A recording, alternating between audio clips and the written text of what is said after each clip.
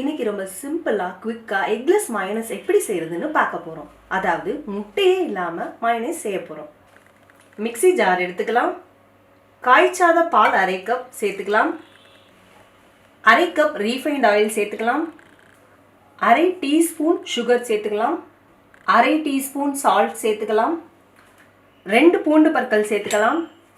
1/2 teaspoon pepper powder சேர்த்துக்கலாம். Mixie ஜாரில் சேர்த்துக்கிட்ட எல்லா பொருட்களையும் அரைச்சி எடுத்துடலாம். இதில் முக்கியமான விஷயம் என்ன அப்படின்னா, அரைக்கிறப்போ விப் ஆர் பல்ஸ் மோடில் எவ்ரி 5 செகண்ட்ஸ்க்கு ஒருக்க கேப் விட்டு தான் அரைச்சி எடுக்கணும். அப்போ தான் இது சூடாகாமே இருக்கும். ஃபைனலாக நம்மளுக்கு க்ரீமி கன்சிஸ்டன்சியில் மயோனைஸ் ரெடி ஆயிடுச்சு.